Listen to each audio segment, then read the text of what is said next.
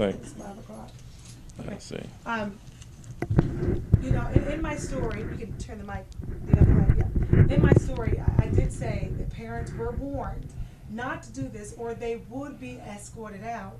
But this particular mother, Shannon Cooper, did it anyway.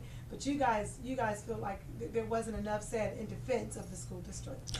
Yeah, let me just say this, that we need to applaud the overwhelming majority of those in attendance for following the instructions. And that's what we are about. I mean, the clear instructions were given by the principals of all 3 high schools about what the expectations were for the ceremony. And in the ceremony in which this lady was arrested, if you were to view the video from the calling of the valedictorian's name until the midway part of the class, there wasn't a pin drop that could not have been heard because of the instructions having been followed by the audience. And after that, the disruption started. And the disruption started when, one group of persons decided to yell out.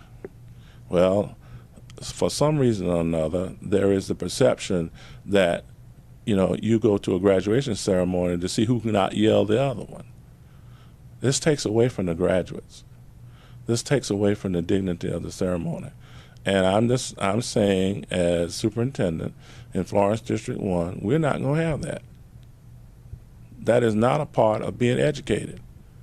Now, if you want to yell after the ceremony, you can go on out there in the parking lot, yell, throw the cap and gown, do anything they want.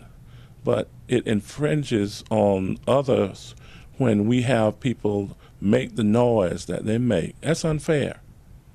That's so unfair. And then you all this year, you've ramped up measures to ensure that this kind of thing doesn't happen. That is correct. We started talking about this 3-4 months ago.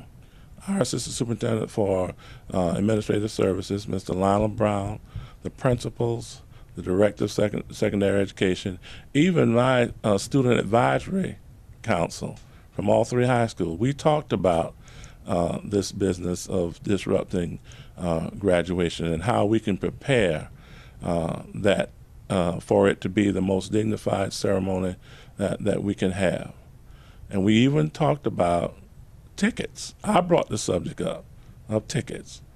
And I allowed the principals and the students and others to come to a decision, and it was felt that we could have a dignified ceremony without issuing tickets. I think if you take a poll today, that will not be the same opinion. And How many officers of this? According to my assistant superintendent, I believe we had about 30 officers. And you stand by, the officers. You not stand by, but you're proud of the way they handle things.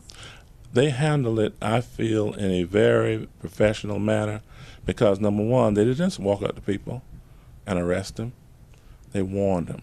You say, shh, that's something we teach in elementary school, kindergarten. Shh, you walk in the hall, you do this, you got your hands behind your back.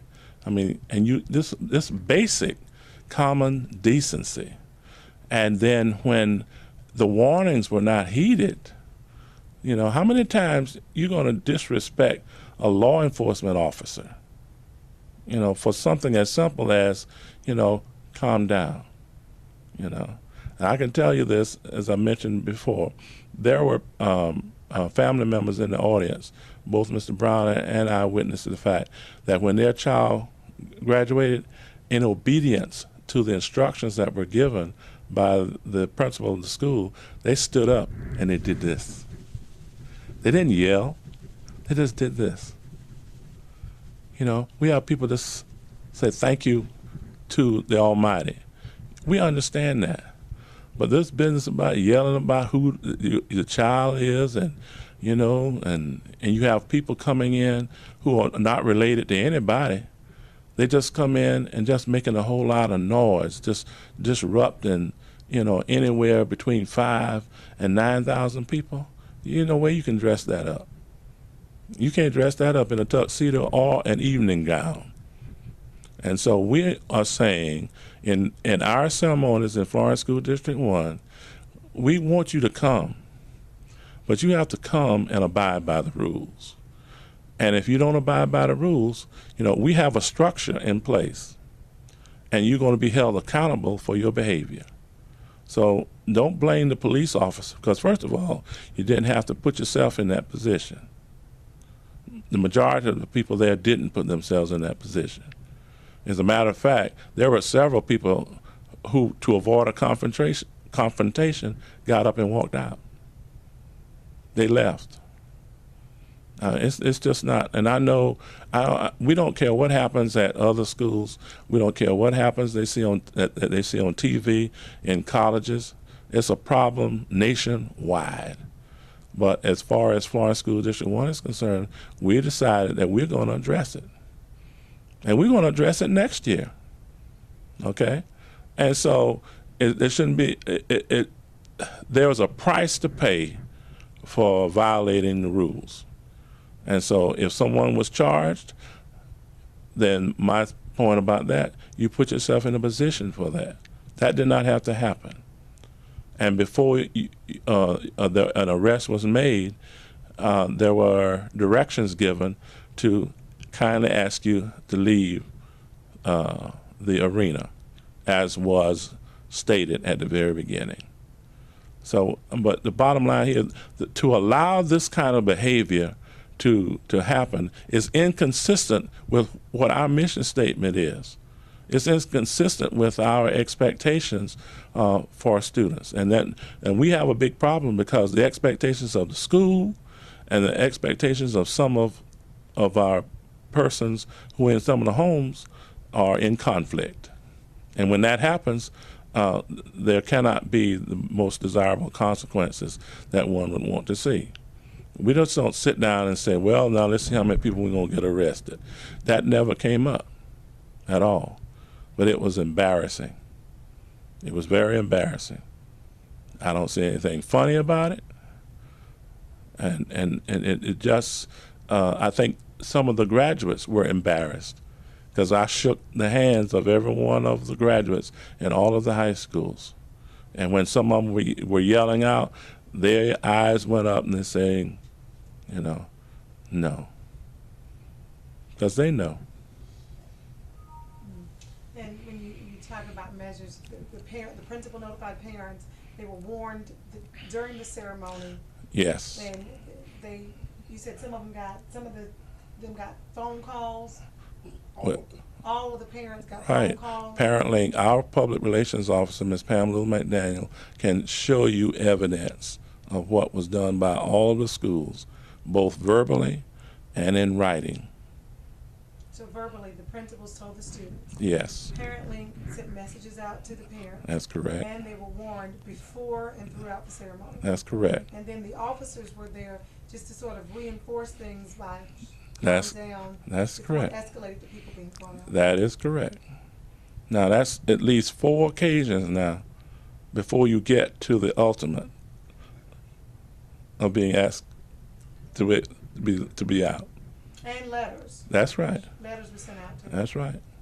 So. And that was all of that was just done this year, or was that? Oh yeah, it's done this year. And each year it's done, but each year the preparation intensified, just as with my assistant superintendent for administrative services. We didn't have 30 officers last year. We didn't. We felt that we needed to have it this year, and we did. It's unfortunate. And I'll share with you a statistic that my Assistant Superintendent Brown shared with us this morning in staff meeting. It costs more money for those 30 officers than to rent the Civic Center. That's right, because you guys had to pay the officers at your expense. That's correct. That's right. is a school-sponsored activity. Okay. So we don't, you know, we're not in this to try to embarrass anybody. You know, a lot of people would like to think that.